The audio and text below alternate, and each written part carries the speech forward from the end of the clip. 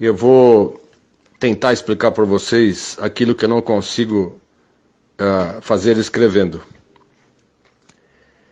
As Forças Armadas são instituições permanentes de Estado, não de governo. Elas são pautadas por dois princípios: a hierarquia e a disciplina. Se não existir a hierarquia, essa estrutura toda, em qualquer país do mundo, desde o exército romano, desde Alexandre o Grande, sempre foi assim na história da humanidade. A hierarquia é que mantém coesa uma força armada, um exército. Sempre foi assim. Outra coisa, a disciplina é importante porque cada vez que se quebra a disciplina, se afeta diretamente a hierarquia da tropa, em todos os seus níveis de comando. Então, as Forças Armadas, ou se você preferir, uma força armada, ela tem como princípio basilar a sua manutenção permanente. Então, ela precisa ficar coesa em tempos de paz e principalmente em tempos de guerra. E nós estamos vivendo tempos de guerra.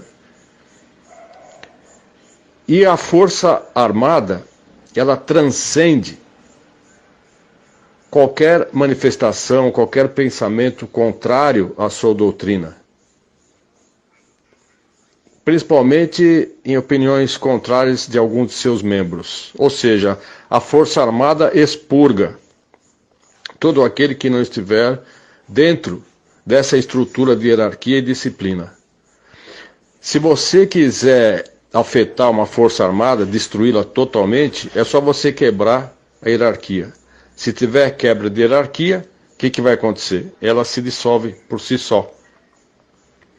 Se nós tivermos quebra de hierarquia nas Forças Armadas, nós ficaremos sem Forças Armadas.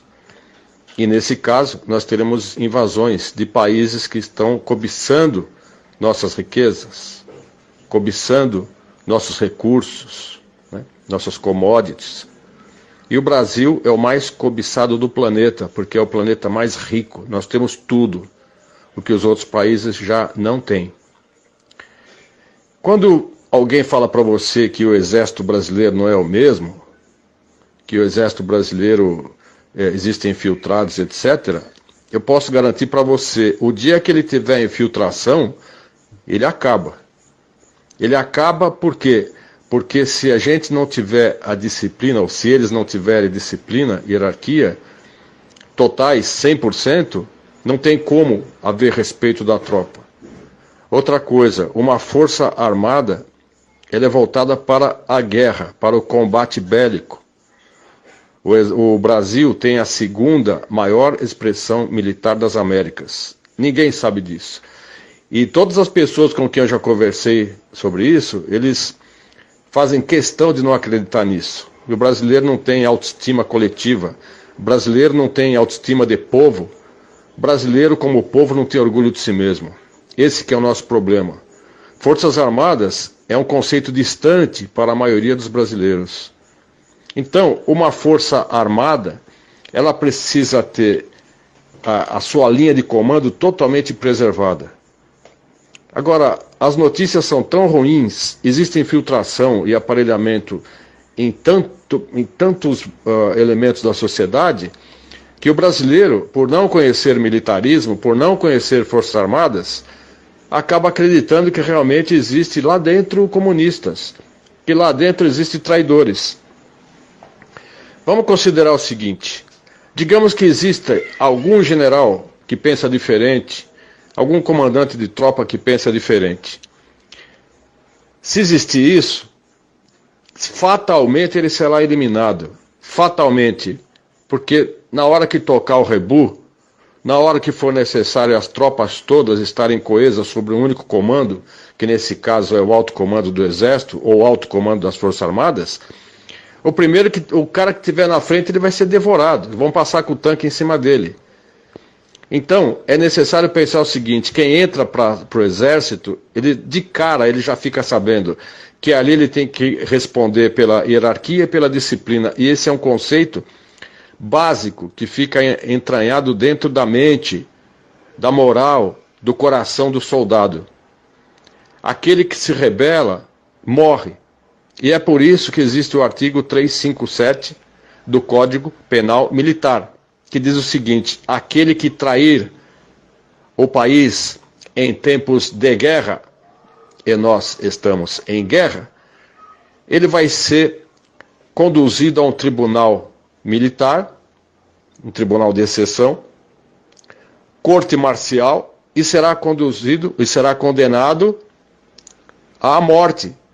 Então existe pena de morte no Brasil, existe pelo Código Penal Militar. Em caso de guerra, o traidor da pátria, seja ele civil ou militar, vai ser condenado à morte. Essa é a punição.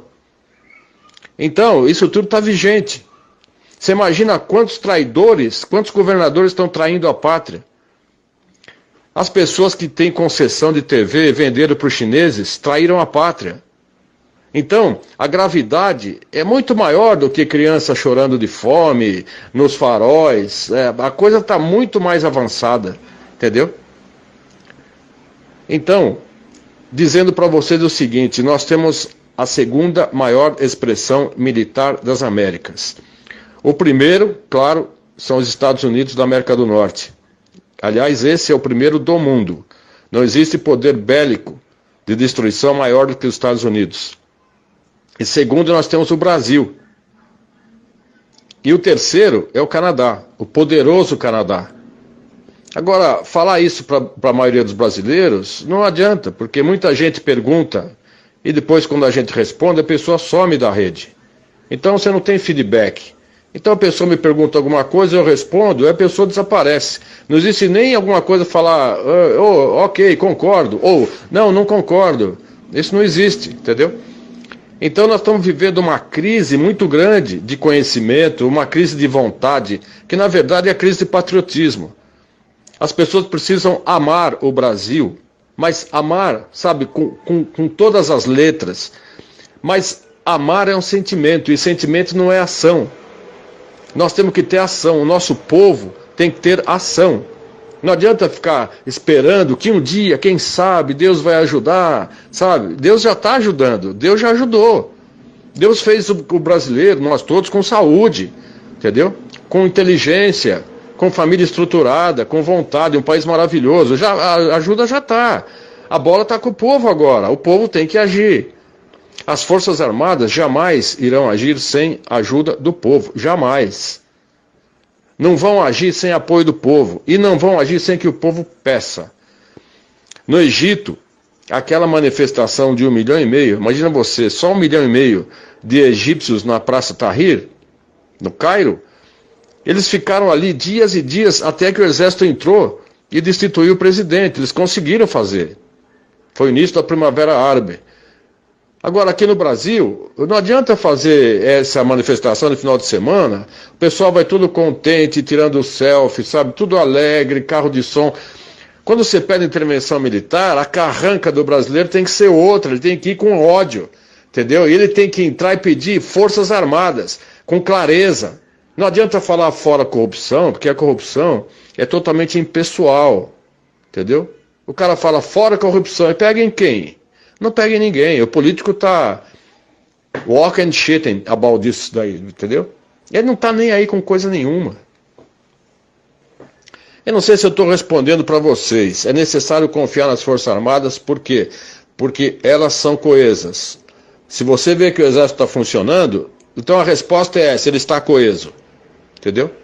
E esse negócio de falar que Mourão é isso, que Mourão é aquilo, vocês não têm ideia do que é o general Mourão. Vocês não têm ideia do general Mourão comandando um exército ou comandando um país inteiro como o nosso. Se Mourão chegar à presidência por qualquer motivo, Deus permita que ele seja cristão a ponto de não matar os inimigos. Porque eu confio que o Mourão, realmente, se ele entrar, ele vai ser um exterminador de comunistas. Entendeu? E não adianta falar, ele sorriu, mas o general sorriu para o Maia, ele sorriu para o Alcolumbre. É claro que ele sorriu. É claro, pessoal. Tem um ditado que fala assim: mantenha seus amigos próximos. E seus inimigos mais próximos ainda. Como que ele pode saber como atuam os inimigos se ele ficar distante? Isso não existe, pessoal. Não existe. Então, eu quero que vocês confiem. Agora, se você não conhece, você não serviu o exército, não passou pela força terrestre e não esteve, como eu estive, no governo militar de 64 até 85, vocês não têm noção o que é o exército trabalhando. Entendeu? É duro, pessoal. É duro. E o exército não muda, porque isso são protocolos que passam de pai para filho. Chama-se a transmissão do conhecimento intergeracional. Geralmente os generais têm pais generais. O pai do general Vilas Boas também foi general. O pai do general Mourão também foi general. Então esse conhecimento é passado de pai para filho, está no DNA. E nenhuma pessoa